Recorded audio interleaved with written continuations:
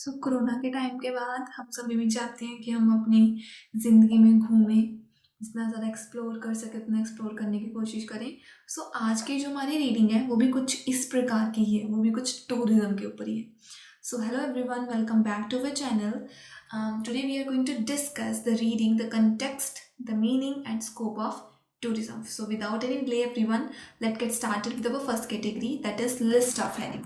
हमारे पास पैराग्राफ ए का already heading है, that is the history of travel. ठीक है, अभी हम रीड करेंगे पैराग्राफ बी से। इसका आंसर हमें मिल रहा है second option, the development of mass tourism. Mass tourism होता है जब हम बहुत ही ज़्यादा ग्रुप में या बहुत ही ज़्यादा अमाउंट में टूरिज्म करें, that's called mass tourism. Line number 2 में एवरीवन हमें गिवन है, यहाँ पर लाइन नंबर 1 से गिवन है tourism is a mass form. कि टूरिज्म क्या है? मास फॉर्म है, एक ज़्यादा नंबर में हो रहा है। As we know it today is distinctly 20th century phenomena. आज के टाइम में हम क्या सोचते हैं कि ये तो सिर्फ 20वीं सदी में होना स्टार्ट हुआ। Historian suggest that advent of mass tourism, advent का मतलब हो गया होता है एडवांसमेंट होता है, कि मास टूरिज्म स्टार्ट कब हुआ था? इंग्लैंड में स्टार्ट हुआ था। दैट मीन्स यहाँ पर भी मास टूरिज्म, यहाँ पर भी mass tourism. Last fourth line में भी आपको ये मिला है, this growth led to the development of major new industry tourism. ये सारी जब डेवलपमेंट हुई, ट्रांसपोर्टेशन में डेवलपमेंट हुई, वर्ल्ड वॉर हो गया, फिर एक्सपैंड हो गया ट्रेवल ना, तब एक न्यू हमारे पास इंडस्ट्री है जिसका नेम था टूरिज्म। ये सारा का सारा पैराग्राफ मास टूरिज्म के ऊपर है। यहाँ से बी का आंसर आया option B. Now second question, paragraph C. इसका आंसर में मिल रहा है 1, economic and social significance of tourism. Tourism हमारी सोसाइटी के लिए कैसे इंपॉर्टेंट है और हमारी इकोनॉमी के लिए कैसे इंपॉर्टेंट है। Let's move to c paragraph. C paragraph की फर्स्ट लाइन क्लियर है, tourism today has grown significantly in both economic and social importance. की आज के टाइम में टूरिज्म की इकोनॉमिक और सोशल इंपॉर्टेंस दोनों बढ़ गई है। कैसे? आपको इन बिटवीन यहाँ पर मिलेगा कि हम यहाँ पर क्या है, इस इंडस्ट्री में 23.5 ट्रिलियन जो डॉलर है वो मिल रहे हैं। और जो ये ट्रेवल और टूरिज्म में है, ये लोगों को बहुत ज़्यादा काम भी दे रहा है, जॉब्स भी दे रहा है, एम्प्लॉय भी कर रहे हैं। सोसाइटी के वास्ते उनको जॉब्स मिल गई, इकोनॉमी को पैसा मिल गया। दोनों के मामले में ये बहुत ही इंपॉर्टेंट है, सिग्निफिकेंट बन रहा है। पैराग्राफ सी का आंसर आ गया 1। Now third question, paragraph D, answer for this is 5, which is difficulty in recognizing the economic effects of tourism। कि हमें अगर हमने टूरिज्म का इम्पैक्ट देखना है इकोनॉमी के ऊपर, उसको रिकॉग्नाइज करना, पता लगाना था काफ़ी मुश्किल है। अच्छा एवरीवन, डी पैराग्राफ में मूव कीजिए। डी पैराग्राफ की नीचे से 5th लाइन में यहाँ पर गिवन है, फर्स्ट लाइन से क्लियर है, however the major problems of travel and tourism industry that have hidden or obscured its economic impact are diversity and fragmentation of the industry itself। कि जो major problem आ रही है ना travel और tourism industry को लेकर, वो क्या है कि इसका इकोनॉमिक इम्पैक्ट काफी हिडन है। दैट मीन्स कि हम पता नहीं लगा पाते हैं इसके बारे में। ऐसे everyone last 5th line read कर लीजिए, वहां पर लिखा है, in all nation this problem has made it difficult for industry to develop.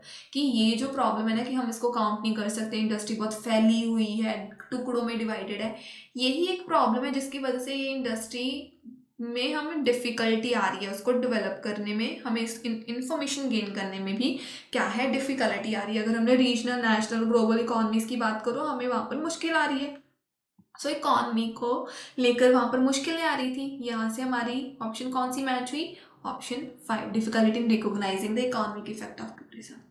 Now paragraph E, answer for this is 7, the world impact of tourism. कि वर्ल्ड का क्या impact पड़ रहा है टूरिज्म का, या दुनिया के ऊपर इम्पैक्ट क्या पड़ रहा है, उसके बारे में है। ई पैराग्राफ में अगर आप मूव कीजिए, आपको यहाँ पर कंट्रीज ही कंट्रीज दिखेंगी। कैसे? यहाँ पर आपको सेंटर में मिल रहा है टूरिज्म और ट्रैवल जो इंडस्ट्री है, वो भी दुनिया की सबसे बड़ी एम्प्लॉयर है। बहामास में, ब्राज़ील में, Canada, France, West Germany, Hong Kong, Italy, Jamaica, Japan, Singapore, ये सारी की सारी क्या है, कंट्रीज हैं। पूरी की पूरी दुनिया में अभी क्या है, ट्रैवल और टूरिज्म बहुत ज़्यादा स्प्रेड हो गया।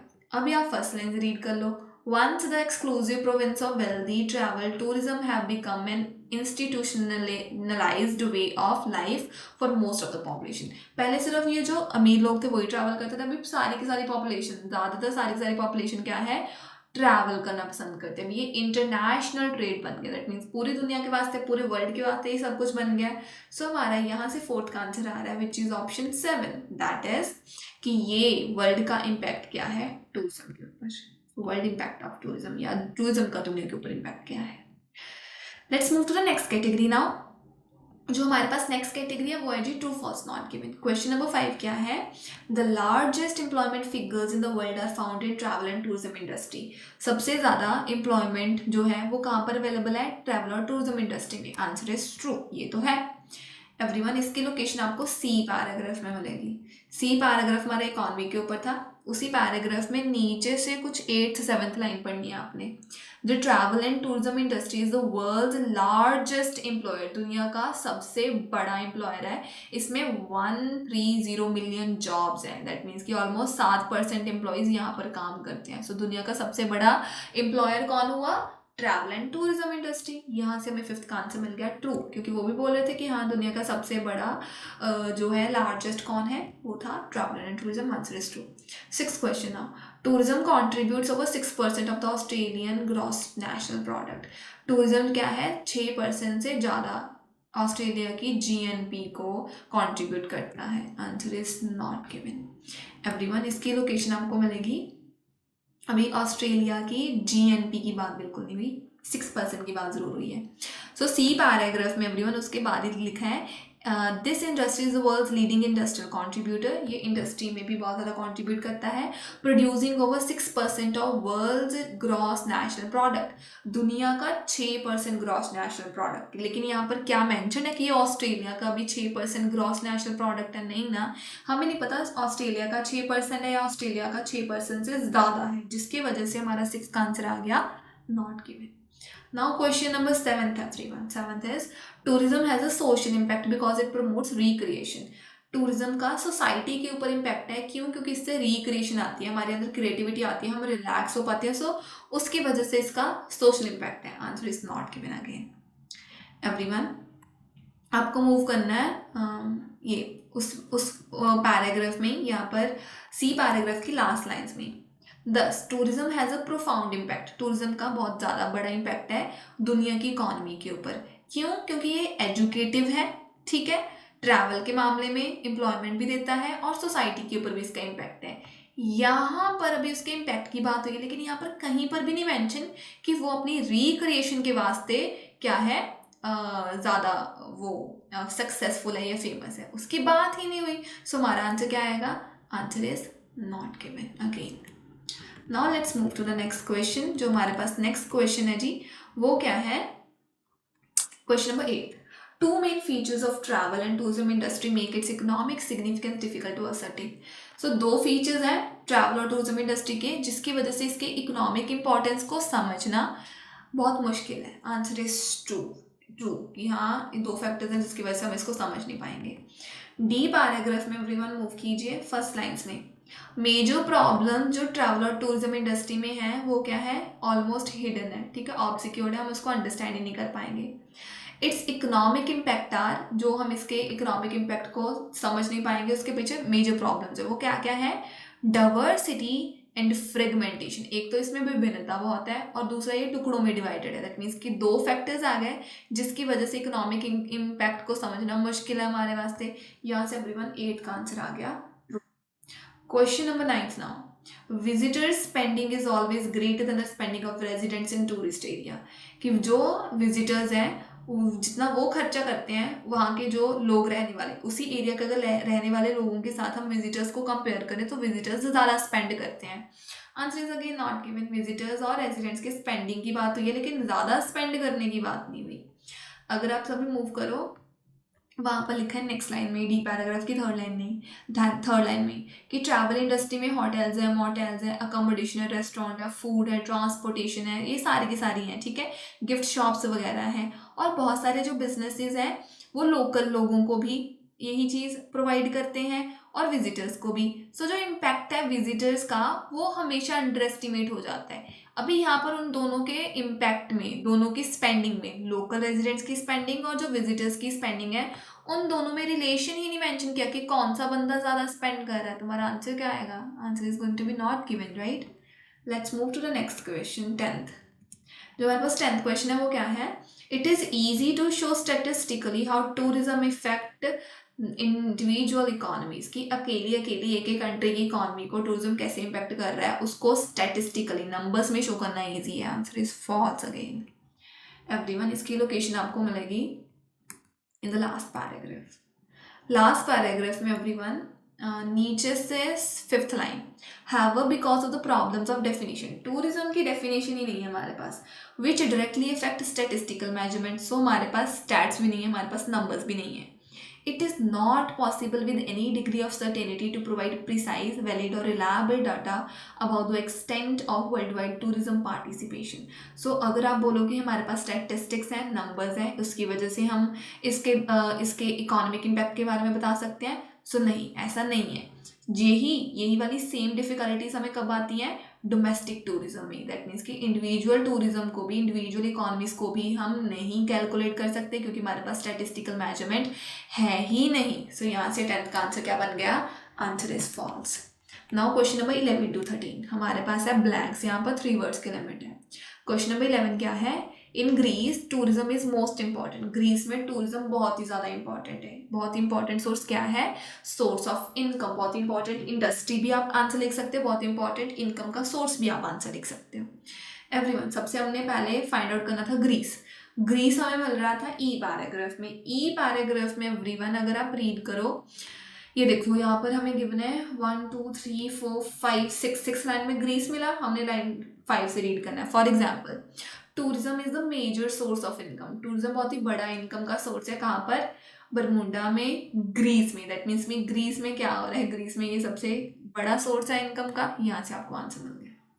Now question number 12, it is the travel and tourism industry in Jamaica is the major dash. Jamaica में ट्रैवल और टूरिज्म इंडस्ट्री क्या है? बड़ा. मेजर क्या है? Answer is employer. ये बड़ा लोगों को काम देता है, एम्प्लॉयर है सबसे बड़ा. सो जमाइका हमने फाइंड आउट करना है, वो हमें यहाँ पर मिल रहा है. ठीक है, उससे ये लाइन स्टार्ट कहाँ से हो रही है? ये यहाँ से. चलो, एक हमारे पास एक्सप्रेस कंपनी, उसने बोला है जो ट्रैवल और टूरिज्म इंडस्ट्री है is the number one rank है एम्प्लॉयर का. सो ये सबसे बड़ा एम्प्लॉयर है. कहाँ पर? बहामास में, ब्राज़ील में, कनाडा, फ्रांस, सभी कंट्रीज और उसके साथ साथ जमाइका में. दैट मीन्स जमाइका में टूरिज्म इंडस्ट्री सबसे बड़ी क्या है? एम्प्लॉयर है ना. सो यहाँ से 12th का आंसर आ गया employer. Question number 13 everyone, the problems associated with measuring international tourism is often related in measurement of dash. कि हम इंटरनेशनल टूरिज्म को क्या नहीं कर सकते? मेजर नहीं कर सकते. वो प्रॉब्लम दूसरी मेजरमेंट के साथ भी रिलेटेड है. हम इसके साथ और किस चीज़ को मेजर नहीं कर सकते? डोमेस्टिक टूरिज्म को नहीं मेजर कर सकते. सो एवरीवन, हमें यहाँ पर गिवन था कि हाँ, हम वर्ल्ड टूरिज्म की पार्टिसिपेशन को नहीं मेजर कर सकते. उन्होंने लिखा है सेम ही डिफिकल्टीज हमें आती है जब हमने क्या मेजर करना होता है? जब हमने मेजर करना होता है डोमेस्टिक टूरिज्म को. सो यहाँ से 13 का आंसर आ गया domestic tourism. Let's move to the second passage now. Second passage जो हमारा है वो ऑटम लीव्स के ऊपर है. और जो हमारी फर्स्ट कैटेगरी है वो है कि कौन से पैराग्राफ में ये जो पर्टिकुलर आपको गिवन है ना इंफॉर्मेशन वो मिल रही है. So let's start everyone with this category now. So question number 14 here is a description of a substance responsible for red colouration of leaves. So जो लीव्स हैं उनका कलर रेड हो जाता है. कौन सा केमिकल, कौन सा सब्सटेंस है और कौन से पैराग्राफ में इसकी बात हुई है? Everyone, it is given to us in C paragraph. अगर आप सी पैराग्राफ में मूव करो ना, सी पैराग्राफ में लाइन नंबर 1 में गिवन है the source of red is widely known as it is created by anthocyanins. So जो cyanins हैं, वो एंथोसियानिन्स जो हैं उसकी वजह से जो लीव्स है उसमें रेड आ जाता है. सो यहाँ पर आ गया कि हाँ, रेड आ जाता है लीव्स में. सो उसकी बात हुई है. सी हमारा आंसर आ गया 14th क्वेश्चन का. नाउ क्वेश्चन नंबर 15 वो क्या है? A reason why trees drop there leaves in autumn. कि जब ऑटम का सीजन आता है तब ट्रीज जो है वो अपनी लीव्स को क्यों गिरा देते हैं? Answer is given to us in B paragraph everyone. B paragraph में मूव कीजिए. बी पैराग्राफ में ना लाइन नंबर 1 में गिवन है जो समर्स है उसमें ग्रीन लीव्स होती हैं. ठीक है, उसमें प्रॉपर पूरा का पूरा क्लोरोफिल जो है वो भरा होता है जो सनलाइट को यूज़ करता है एनर्जी बनाने के वास्ते. एज फॉल अप्रोचेस, जैसे जैसे फॉल आ जाता है सो सोलर एनर्जी जो कम हो जाती है. और बहुत सारे जो ट्रीज़ हैं जो एवरग्रीन होते हैं ना, उनको छोड़कर बस बाकी सारे फोटोसिंथेसिस रोक देते हैं, अबैंडन कर देते हैं स्प्रिंग तक. सो वो क्या कर देते हैं, rather than maintaining the now redundant leave, जो लीव्स खराब हो जाती हैं उनको बचाने के अलावा, सो रादर देन, उसके ऊपर वो फोकस नहीं करते। जो लीव्स अच्छी नहीं होती हैं उनको वो बचाते नहीं हैं through out the winter. The trees save it's precious resources and discard them. So trees ने क्या करना है, अपनी एनर्जी को सेव करना है। सो जो लीव्स अच्छी नहीं होती वो उनको डिस्कार्ड कर देते हैं, छोड़ देते हैं, ड्रॉप कर देते हैं। सो लीव्स जो हैं वो ऑटम में क्यों गिर जाती हैं, क्योंकि वो अपनी एनर्जी को सेव करना चाहती हैं। सो बी पैराग्राफ में गिवन था हमें, यहाँ से हमें मिल गया 15 का answer B. Now question number 16 everyone. Some evidence to confirm a theory about the purpose of red leaves. कि हमें कुछ एविडेंस मिला है कि जो रेड लीव्स है उनका खुद का एक पर्पस होता है, उसको बताने के लिए। Answer is given to us in H paragraph everyone. H paragraph में मूव करते हैं। एच पैराग्राफ में एवरीवन अगर आप मूव करो ना तो आपको मिलेगा ये लास्ट लाइन्स में। लास्ट सेकेंड लाइन में गिवन है it's colder here. North hemisphere में क्या होता है, वो बहुत ज़्यादा वहाँ पर कोल्ड होता है, ठंड होती है। दे आर मोर स्ट्रेस्ड, सो जो ट्रीज हैं वो उस टाइम स्ट्रेस में होते हैं। Their chlorophyll is more sensitive and it needs more sun block. So उनका क्लोरोफिल और भी ज़्यादा सेंसिटिव हो जाता है, उनको अपने आप को सन से प्रोटेक्ट करना होता है, सन ब्लॉक करना होता है, जिसकी वजह से जो लीव्स हैं वो रेड हो जाती हैं। वो क्या करती हैं, क्लोरोफिल उसमें होता नहीं है, सो वो सन को ब्लॉक कर देती हैं। सो ये उनके क्या होगी, एडवांटेज होगी कि वो जो लीव्स हैं वो और भी ज़्यादा रेड हो जाती हैं। क्यों, क्योंकि वो सन से बचना चाहती हैं, क्लोरोफिल उस टाइम सेंसिटिव होता है। सो यहाँ से हमारा आंसर आ गया H. Now question number 17, an explanation of the function of chlorophyll. So उन्होंने हमें क्लोरोफिल के फंक्शन के बारे में बताया। Answer is given to us in B paragraph अभी, क्योंकि बी पैराग्राफ में फर्स्ट टाइम क्लोरोफिल की बात हुई थी। फर्स्ट लाइन में गिवन है क्लोरोफिल वो क्या होता है, एक मॉलिक्यूल होता है दैट कैप्चर सनलाइट, जो सनलाइट को पकड़ता है फिर उसको एनर्जी में कन्वर्ट कर देता है। दैट मीन्स क्लोरोफिल के फंक्शन के बारे में बता दिया बी पैराग्राफ में। यहाँ से 17 का आंसर आ गया। Now question number 18th, a suggestion that red coloration in leaves could serve as a warning signal. एक अभी हमें एडवाइस दी है, सजेशन दिया है कि जो लीव्स का कलर रेड है वो हमें वार्निंग भी दे सकते हैं। Answer is given to us in E paragraph. E paragraph में मूव कीजिए सारे बच्चे। ई पैराग्राफ में एवरीवन आपको मिलेगा ये फर्स्ट लाइन से।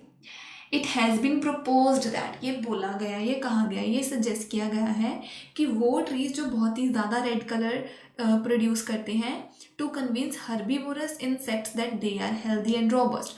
वो इंसेक्ट्स को बोलते हैं कि हम तो बहुत ज़्यादा हेल्दी हैं, would be easily able to mount chemical defences against infestation. वो इसलिए उनको शो करते हैं कि वो बहुत ज़्यादा हेल्दी हैं ताकि वो केमिकल डिफेंसेस यूज़ कर सके। अगर कोई इंसेक्ट उनके ऊपर आना चाहता है तो वो उनको वहीं पर मार सकते हैं। If insects paid attention to such advertisements, अगर तो इंसेक्ट देख ले कि हाँ वो कलर जो है वो रेड कलर का ट्री है, तो फिर वो वहाँ पर कभी भी एग्स नहीं ले करेंगे और फिर वो उससे बच सकते हैं। दैट मीन्स कि रेड कलर क्या है, रेड कलर एक सिग्नल है, एक अलर्ट है इंसेक्ट्स के वास्ते। यहाँ से एवरीवन हमारा 18th का आंसर आया, that is E. Now let's move to the next category. 19 से 22 हमारे पास है नोट कंप्लीशन। ठीक है, क्वेश्चन हमारा है लाइट स्क्रीन हाइपोथेसिस के ऊपर।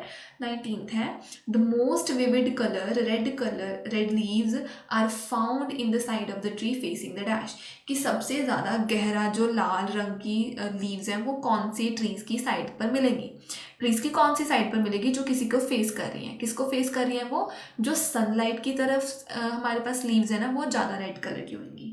एवरीवन इसकी लोकेशन आपको मिल रही है इन एच पैराग्राफ, क्योंकि एच पैराग्राफ में अगर आप मूव करो ना वहाँ पर इसकी बात होनी स्टार्ट होगी थी लाइन नंबर 2 में। एक ही स्टेट फॉरवर्ड सा रीजन है, on many trees the leaves that are reddest, जो ट्री सबसे ज़्यादा रेड है, रेडेस्ट हैं, आर दोज, वो कौन है, on the side of the tree, जो ट्रीज की साइड पर है। कौन सी साइड पर, विच गेट मोस्ट सन, वो ट्री जहाँ पर बहुत ज़्यादा सन है, जहाँ पर बहुत ज़्यादा सनलाइट है, वो ट्री जो है उसकी साइड पर, उस साइड पर ज़्यादा रेड जो लीव्स हैं वो होंगी। सो उन्होंने भी पूछा कौन सी साइड पर, जहाँ पर ज़्यादा सन है, जहाँ सनलाइट है। Question number 20th, the dash surface of the leaves contain most red pigment. कौन सी ऐसी लीव की सर्फेस है जहाँ पर हमें रेड पिगमेंट, रेड कलर बहुत ज़्यादा दिखता है। आंसर इज अपर सर्फेसेस, जो ऊपर वाली सर्फेसेस होती हैं।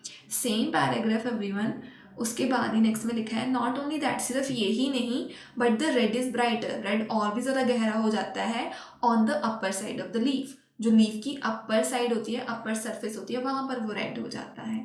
सो यहाँ से हमारा आंसर आ गया अपर सरफेस हमें ऑलरेडी गिवन था, सो हमने साइड नहीं लिखा। Question number 21, red leaves are most abundant. Red leaves बहुत ज़्यादा मात्रा में तब पाई जाती हैं when day time weather conditions are dash and sunny. जब दिन में जो वेदर है वो कैसा है, सनी सनी है और कुछ और है, आंसर इज ड्राई, और वो ड्राई है।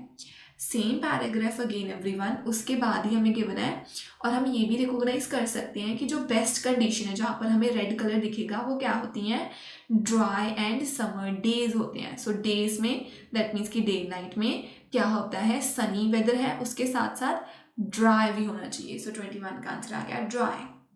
क्वेश्चन नंबर 22 क्या है, और जो कलर रेड कलर है वो और भी ज़्यादा गहरा हो जाता है जैसे जैसे आप कहीं पर जाओ। सो जैसे जैसे आप नॉर्थ की तरफ जाओ वहाँ पर आपको ज़्यादा रेड कलर दिखेगा।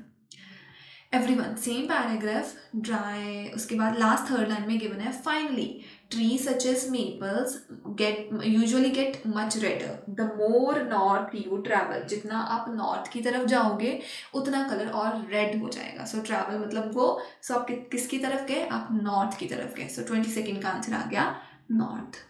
Let's move to the next category, वो हमें गिवन है true false not given. Question number 23 है, इट इज लाइकली, ऐसा पॉसिबल है that the red pigment help to protect the leaf from freezing temperature, कि जो red pigment है वो लीव्स को प्रोटेक्ट करता है ठंड से। आंसर इज फॉल्स, ऐसा नहीं है, वो उसको सनलाइट से प्रोटेक्ट करता है। ओके एवरीवन, इसकी लोकेशन आपको मिल रही है in the paragraph number F paragraph में अगर आप मूव कीजिए वहां पर आपको लाइट स्क्रीन हिपोथेसिस मिलेगी, राइट। इट साउंड्स पैराडॉक्सिकल, आपको ये चीज ऑपोजिट दिखेगी, because the idea behind this hypothesis is red pigment is made in autumn leaves to protect chlorophyll. Red pigment हमने क्यों बनाया ऑटम लीव्स में, ताकि हम क्लोरोफिल को प्रोटेक्ट कर सकें।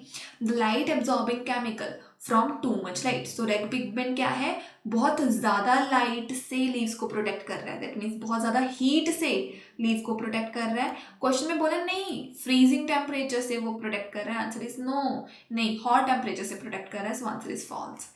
Now 24th question. Light screen hypothesis would initially seem to contradict what is known as chlorophyll. पहले पहले जो लाइट स्क्रीन हाइपोथेसिस है वो क्लोरोफिल जिसके लिए जाना जाता है उसको ऑपोजिट ही हमें लगेगी देखने में, आंसर इज ट्रू, ऐसा तो है। सेम पैराग्राफ में एवरीवन, लाइट स्क्रीन हाइपोथेसिस वाले पैराग्राफ में आपने मूव करना है, वहां पर लिखा है why does chlorophyll need protection, कि क्लोरोफिल को प्रोटेक्शन चाहिए ही क्यों, वैसे तो वो लाइट को अब्जॉर्ब करती है, अभी उसको प्रोटेक्शन क्यों चाहिए। Why protect chlorophyll at the time when the tree is breaking it down to salvage as much of it as possible? क्यों क्यों जब ट्री जो है वो अपनी रेड लीव्स को तोड़ना चाहता है तब हमने क्यों क्लोरोफिल को प्रोटेक्ट करना है।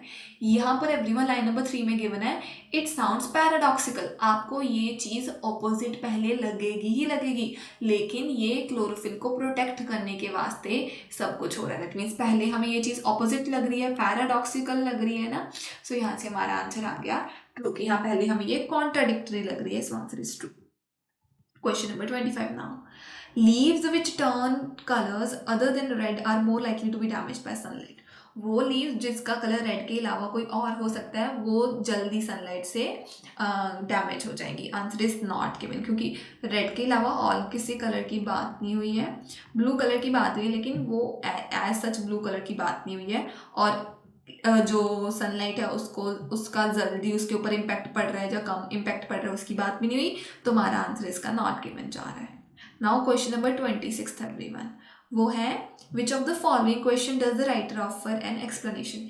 ऐसा कौन सा क्वेश्चन है जिसके बारे में राइटर ने एक्सप्लेनेशन दी हुई है, answer is B, how leaves turn orange and yellow in autumn, की ऑरेंज और येलो कलर कैसे आ जाता है ऑटम में।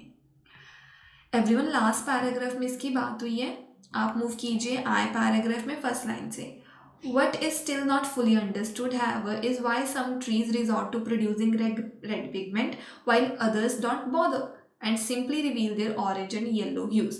कि अभी जो चीज़ हमने अच्छे तरीके से अंडरस्टैंड नहीं किया वो ये है कि कुछ लोग रेड पिगमेंट, कुछ ट्रीज रेड अपनी लीव्स बना लेते हैं, कुछ की लीव्स ऑरेंज होती हैं और कुछ की लीव्स येलो होती हैं। सो उन्होंने बोला है their story though not as spectacular to the eye will surely turn out to be as subtle as complex. So उन्होंने बोला है कि जितना हमें ये ईजी लग रहा है उतनी ही ये चीज़ हमारे लिए मुश्किल होगी इसको समझना। सो उन्होंने बता दिया हमें कि क्यों रेड रेड रेड क्यों आता है, ताकि वो क्लोरोफिल को प्रोटेक्ट कर सके, राइट। और ऑरेंज और येलो क्यों आ जाता है, क्योंकि वो अलग अलग ट्रीज की अपनी अपनी चॉइसेस होती हैं। अभी यहाँ पर एंथोसिनासेंस की रिस्ट्रिक्शन की बात नहीं हुई, हर्बिवोरस इंसेक्ट्स के एग लेइंग की बात नहीं हुई है, और फिर उन्होंने कॉनिफर्स को ग्रीन रहने की बात नहीं की। सो हमारा आंसर आ गया, that is B. Let's move to the last passage everyone. Beyond the blue horizon is the name of the passage. और जो हमारी फर्स्ट कैटेगरी है वो है जी समरी कंप्लीशन। सो हमें एक बरियल साइट के बारे में, जो दफनाने वाले एरिया होते हैं उसके बारे में बात की गई है। सो क्वेश्चन नंबर 27 है, A 3,000-year-old burial ground of a seafaring people called Lapita had been found on an abandoned dash on the Pacific island of Ifate.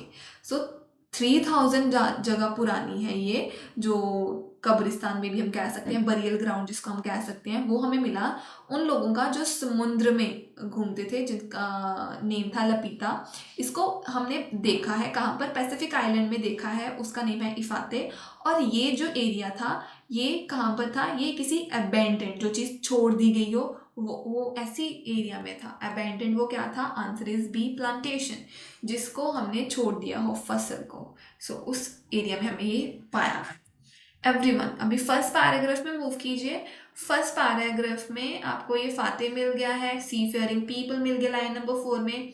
फिर वहाँ पर नेक्स्ट लाइन में गिवन है, the sight came to light only by chance, कि हमें इस area के बारे में पता चला, हमें ये बाय चांस, हमारा ये खुद का, हमने खुद नहीं फाइंड आउट किया, ये हमें अचानक से मिल गई।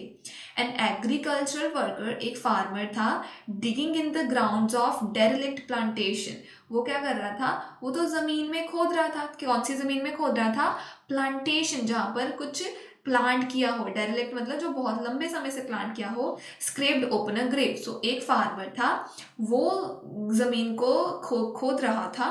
प्लांटेशन वाली वो एरिया थी जहाँ पर हमने मे बी क्रॉप्स ग्रो कर दिए हुए, और फिर उसने ऐसे खोदते खोदते उसको एक ग्रेव मिल गई। फिर वो 3,000 ईयर्स पुरानी थी। दैट मीन्स कि वो कहाँ पर हमें मिली, डेरेलिक्ट हो गया, अबेंडेंड। वो अबेंडेंड कहाँ पर हमें मिली, प्लांटेशन के पास। सो 27 का आंसर हमारा आ गया B, that is plantation.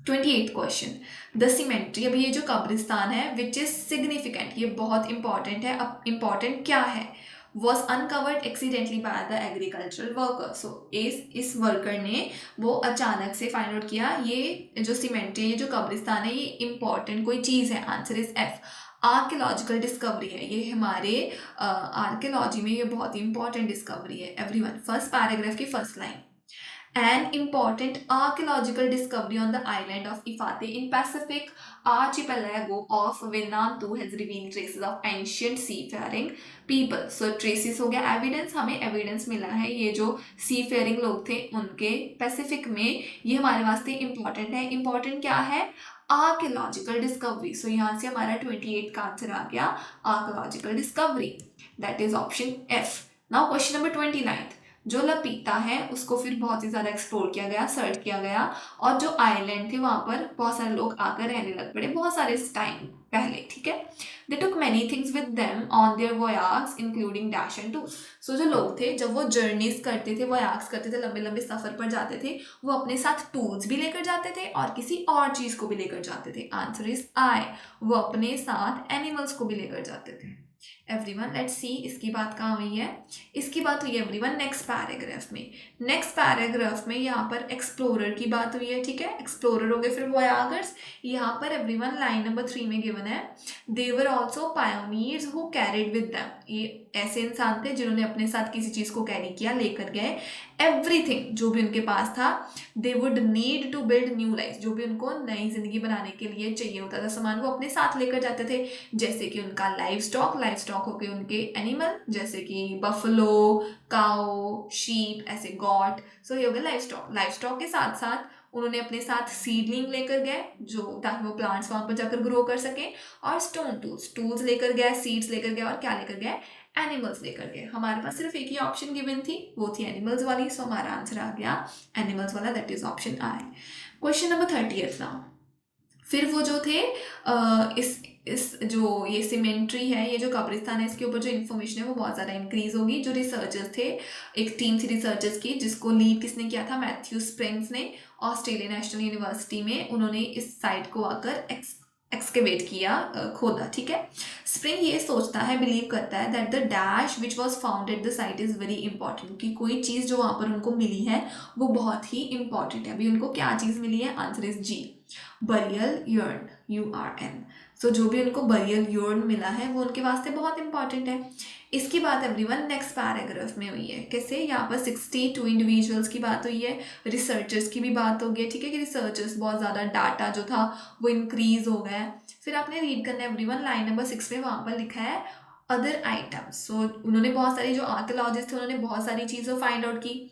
Other items included a Lapita burial urn which modeled birds arranged on the rim as through peering down at the human remains sealed inside. So बहुत सारी उनको चीज़ें मिली, लेकिन उन चीज़ों में से एक कौन सी चीज़ थी? एक चीज़ उनको जो मिली थी वो थी burial urn। It's an important discovery. फिर मैथ्यू स्प्रिंग्स ने क्या बोला कि ये बहुत ही इंपॉर्टेंट है। क्या चीज़ बहुत ही इंपॉर्टेंट है?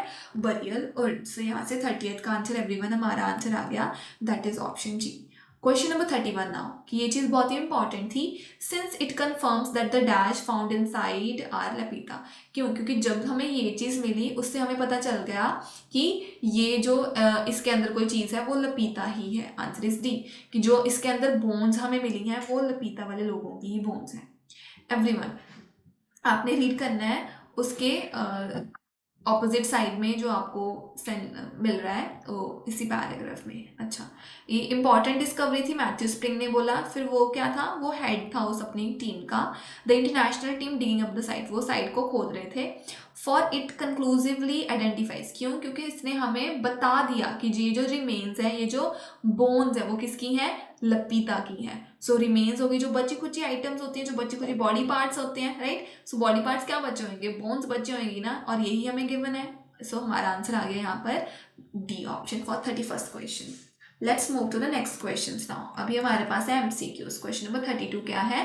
राइटर के अकॉर्डिंग ये एक्सप्लेन करना काफ़ी मुश्किल है कि कैसे जो लपीता के लोग थे उसने इतनी बड़ी बड़ी जर्नीज कर ली। इसको एक्सप्लेन करना मुश्किल है। क्यों मुश्किल है? आंसर इज सी, क्योंकि little information relating to this period can be relied upon for accuracy. क्योंकि अगर हम बोले कि हमें एकदम सही इंफॉर्मेशन चाहिए तो बहुत ही कम इंफॉर्मेशन हमारे पास है, इसलिए हम बता नहीं सकते कि इन्होंने कैसे इतनी जर्नीज जो थी वो हासिल कर ली थी। एवरीवन अगेन आपको फर्स्ट पेज पर मूव करना है। राइट हैंड साइड आपको लास्ट पैराग्राफ मिलेगा। यहाँ पर गिवन है Lapita accomplish the ancient equivalent of moon landing many times over, कि जो लपीता के लोग थे वो मून पर पहले बहुत ज़्यादा टाइम पहले ही लैंड कर गए थे। ऐसे कैसे? क्वेश्चन वहाँ पर लिखा है, no one has found one of their canoes or any rigging which could reveal how the canoes were sailed. So उन्होंने बोला है कि हमारे पास कोई एविडेंस ही नहीं है, हमारे पास उनकी बोट्स वगैरह का कोई एविडेंस नहीं है जो हमें बता सकते हैं वो वहाँ पर समुद्र में उस पार्ट में वहाँ पर पहुँच गए थे। Not do the oral histories और tradition of the later Polynesians offer any insight, ना ही जो बोले जाने वाली कहानियाँ हैं और जो कोई भी ऐसा उनका ट्रेडिशन है, कोई भी ऐसा उनका कल्चर है वो हमें बता सकता है कि उन्होंने कैसे वहाँ पर जर्नीज की। दैट मीन्स हमारे पास एविडेंस ही नहीं है। सो यहाँ से एवरीवन 30 सेकेंड का हमारा आंसर आ गया ऑप्शन सी, कि हमारे पास प्रॉपर एविडेंस ही नहीं है। Question number 33 now, according to six paragraph के according what was extraordinary about Lapita. Lapita को लेकर कौन सी चीज़ वाव थी, कौन सी चीज़ सबसे अच्छी थी, एक्स्ट्रा ऑर्डिनरी थी? Answer is A, they sailed beyond the point where the land was valuable. So ऐसी एरिया में पहुंच गए जहाँ पर लैंड जो थी वो विजिबल थी, where the land was visible, उससे भी पार पहुंच गए थे, जहाँ पर हमें ज़मीन दिखती थी उसके भी पार। एवरीवन 6 पैराग्राफ में आप मूव कीजिए। 6 पैराग्राफ में अगर आप मूव कीजिए उसके सेंटर में से आपको थोड़ा सा देखना पड़ेगा, ठीक है। सेंटर में से कैसे? नीचे से 1 2 3 4 5 6 7 8, नीचे से 7th 8th लाइन वहाँ पर लिखा है the real adventure didn't begin, कि जो असली वाला एडवेंचर था वो कभी स्टार्ट हुआ ही नहीं था। However, until their Lapita descendants sailed out of sight of land, कि तब तक एडवेंचर नहीं स्टार्ट हुआ जब तक वो जमीन जब तक उनको ज़मीन तो दिख रही थी, लेकिन वो उनसे भी पार पहुंच गए थे। With empty horizons on every side, उनके आसपास कोई भी ज़मीन नहीं दिख रही थी। This must have been as difficult for them as landing on the moon is for us today, कि उनके वास्ते भी बिना ज़मीन के कहीं पर जाना उतना ही डिफिकल्ट होएगा जितना हमारे पास आज के टाइम में मून पर जाना है। दैट मीन्स कि ये चीज़ सबसे अच्छी थी। क्यों? क्योंकि ज़मीन पर तो हर इंसान पहुंच सकता है, लेकिन वो ज़मीन के भी पार पहुंच गए, उसके भी आउट ऑफ साइट हो गए थे। सो यहाँ से 33rd का आंसर आया कि वो ज़मीन के भी बियॉन्ड पार पहुंच गए थे। Answer is A. Now question number 34th, What does this refer to in the 7th paragraph? 7th paragraph में हमें वर्ड मिल रहा है this, उसका मीनिंग क्या है? Answer is D. The Lapitas believe they would be able to return home. लपीता का एक विश्वास था कि वो अपने घर वापस आ जाएंगे। दिस का मीनिंग ये था। एवरीवन, अभी हम मूव करेंगे 7th पैराग्राफ में। सो 7th पैराग्राफ में हमें गिवन है लाइन नंबर 4 में, वहां पर लिखा है they could sail out for days into unknown and access the area. So वो बहुत दिनों तक घूम सकते थे ऐसे एरिया में जहाँ पर उनको नहीं पता, और वो एरिया को अच्छे से समझ सकते थे, नॉलेज गेन कर सकते थे। That if they didn't find anything they could turn about and catch a Swift ride back on the trade winds.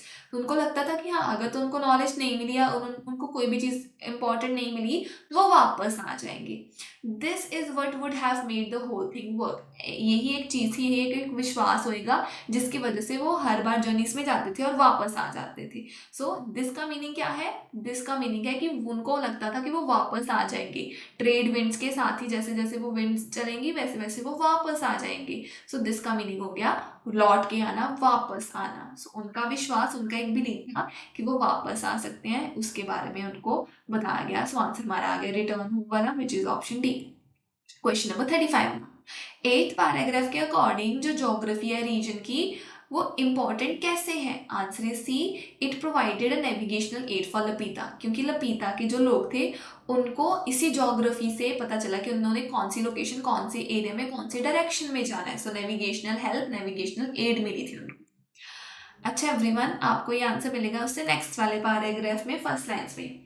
For returning explorers successful और नॉट, जो इंसान अपने जर्नी से वापस आ रहे थे, चाहे वो सक्सेसफुल हो चाहे वो ना हो, the geography of their own archipelagos would have provided a safety net. जो भी उस एरिया की जियोग्राफी होएगी उन्होंने ही उनको सेफ्टी प्रोवाइड की होएगी। दैट मीन्स कि जो जियोग्राफी है उसकी वजह से उनको डायरेक्शन मिली होगी, तभी तो वो रिटर्न हो पाए हैं। तो यहाँ से एवरीवन 35 का हमारा आंसर आ गया।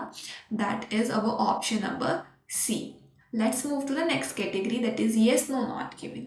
Now question number 36 here is, it is now clear that Lapita could sail into a prevailing wind.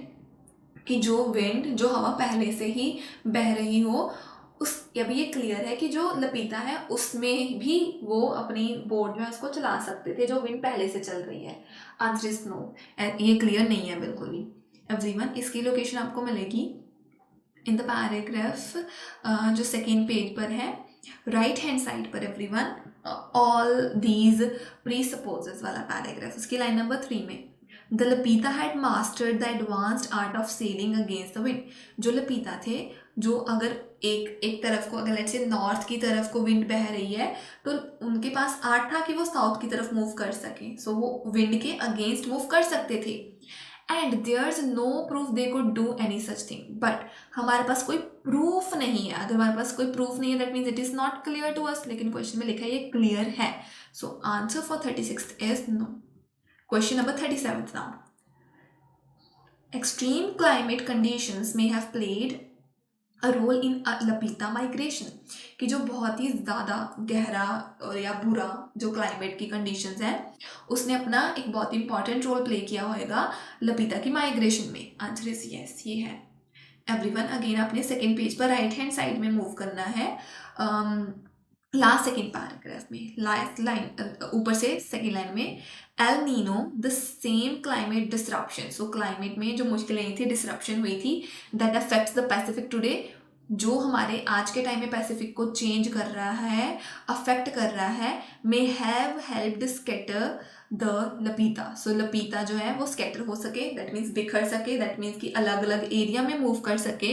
किसकी हेल्प के साथ? ये क्लाइमेट डिसरप्शन की हेल्प के साथ। दैट मीन्स कि क्लाइमेट में जो बुरा क्लाइमेट होगा, जो एक्सट्रीम क्लाइमेट कंडीशंस होंगी, उसने ही हेल्प किया था लपीता को। सो यहाँ से 37 का आंसर आ गया, yes. Question number 38 now. 38 question है, the Lapita learn to predict the duration of El Niños. तो जो लपीता थे उन्होंने लर्न कर लिया था कि कैसे उसने एल नीनो की ड्यूरेशन को प्रिडिक्ट करना है, कि एल नीनो का ये जो क्लाइमेट है वो कितने टाइम रहेगा, उसका ड्यूरेशन है उन्होंने पहले प्रिडिक्ट कर लिया था। आंसर इज नॉट गिवन, इसकी बात नहीं हुई। प्रिडिक्शन पहले से ये जान लेना कि उतना उसका कितना टाइम होएगा, कितना नहीं होएगा, उसके बारे में बात नहीं हुई। यहाँ पर एल नीनो की बात हुई है, ठीक है, एक्सपेंशन की बात हुई है, अनप्लैंड वोयाग्स की बात हुई है, लेकिन ये मेंशन नहीं किया कि उन्होंने पहले से प्रिडिक्ट कर लिया था या नहीं किया था। सो आंसर उसका बन गया not given. Question number 39 now, that is it remains unclear. हमें अभी भी प्रॉपर क्लैरिटी नहीं है why Lapita halted their expansion across the Pacific, कि जो लपीता के लोग थे उन्होंने क्यों दूर जाना पैसिफिक से रोक दिया था, हॉल्ट कर दिया था। हॉल्ट का मतलब होता है रोकना है, एक्सपेंशन का मतलब होता है फैलना। सो लपीता के लोगों ने क्यों फैलना बंद कर दिया था पैसिफिक के अराउंड, उसके बारे में हमें नॉलेज नहीं है, ये अनक्लियर है। Answer is yes. Last paragraph में एवरीवन आप मूव कीजिए। लास्ट पैराग्राफ की first line, have they did it, उन्होंने किया था। Lapita spread themselves a third of the way across the Pacific, Pacific का जो तीसरा हिस्सा था वहां तक वो स्प्रेड हो गए थे। Then they called it quits for the reason known only to them, फिर उन्होंने फैलना बंद कर दिया, क्विट कर दिया। वो उसके पीछे का जो रीजन था वो सिर्फ उनको ही पता था। दैट मीन्स अगर उनको पता था तो वो तो अभी मर गए हैं, हमें तो ये पता नहीं हो सकता। सो हमें रीजंस नहीं पता कि उन्होंने सिर्फ एक तीसरा हिस्सा में ही वो क्यों फैले, बाकी हिस्से में वो क्यों नहीं फैले। So answer from here everyone is कि ये अनक्लियर है। आंसर इज यस, ये अनक्लियर है क्योंकि हमें उसके बारे में नहीं पता। 40th question, it is likely that majority of Lapita settled in Fiji. ये पॉसिबिलिटी है कि ज्यादातर जो लपीता के लोग थे वो फिजी में रह गए हों। Answer is not given. Last paragraph में एवरीवन अगेन आपको ये जो लास्ट पैराग्राफ है आपको यहाँ पर वर्ड फिजी मिलेगा, लेकिन यहाँ पर ये मेंशन नहीं है कि वो सिर्फ वहीं पर रह गए थे या फिर वो फिजी में ही रहना पसंद कर रहे थे, प्रेफर कर रहे थे, या ये ज़्यादा पॉसिबिलिटी कि वो वहीं पर रह गए हों, इसकी बात बिल्कुल नहीं हुई। सो हमारा आंसर लास्ट में आ गया, that is not given. So this is end of your reading explanation everyone. I hope ये रीडिंग आपको क्लियर होगी हो।